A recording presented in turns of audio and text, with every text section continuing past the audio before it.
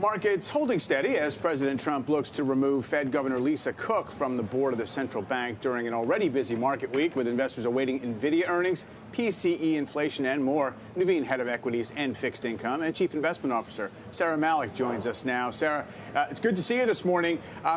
Bundle it all together. I mean, we had this nice rally on Friday. It felt as if the market heard what it wanted from Jay Powell about the possibility of bringing rates lower into an economy that still seems okay. How does that feed into your market view here?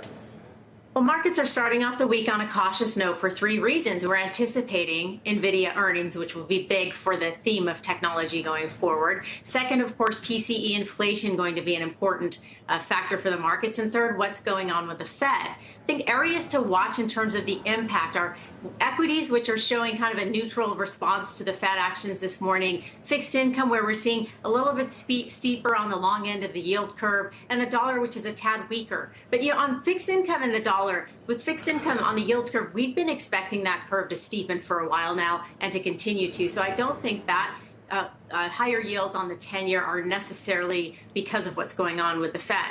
And for equities, this news on the Fed is going to be more headlines than it is going to be creating volatility. And the reason for that is because equities are going to stay focused on what's going on with inflation, earnings like Nvidia, and also in terms of what's going on with the employment markets. So I think that there's less volatility around the Fed news with equities. With Nvidia coming tomorrow evening and this attempt, it's been fits and starts of the other parts of the market to try and sort of take over or participate along with the AI trade. How would you lean within that? What within the market looks like it's still ripe to move some from here? Important with Nvidia is that it's actually under-owned by investors across the street. So this is not a stock that's crowded in investor portfolios.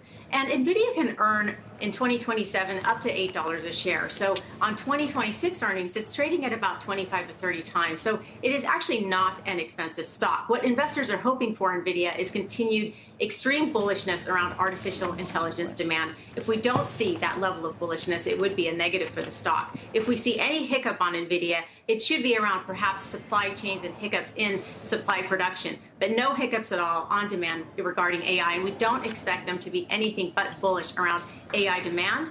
Tech stocks in general are over 30% of the S&P 500's market cap, and they've accounted for about 2/3 of earnings growth in recent history. I expect that to continue, and that should continue to lead the U.S. market. So we are in the camp that Nvidia earnings should be strong and tech should continue to lead the markets going forward. You mentioned you've been expecting the Treasury yield curve to steepen, so therefore longer rates continuing to go maybe a little bit higher relative to short rates. Does that not complicate the equity equation, or is that what you'd want to see at this point in the cycle? If it became too extreme, I think it could complicate the equity equation. It depends on why the long end is steepening. Partly it's because of structurally higher inflation, but if it's also for the right reason, which is that the economy will remain strong, I think that's a positive for equities. On the short end, for September, we expect base case a 25 basis points rate cut by the Fed, but August payrolls are going to be key here. If August payrolls disappoint again like they did in July, I think that does put 50 basis points of rate cuts back on the table, because historically, if the Fed has waited to cut interest rates until employment markets have cracked, that usually means that the Fed is too late and we're at increasing risk of a recession. So that employment number is going to be key on 25 basis points versus 50 at the September FOMC. Yeah, absolutely. That is maybe the next thing next to the swing factor. Saira, thank you very much.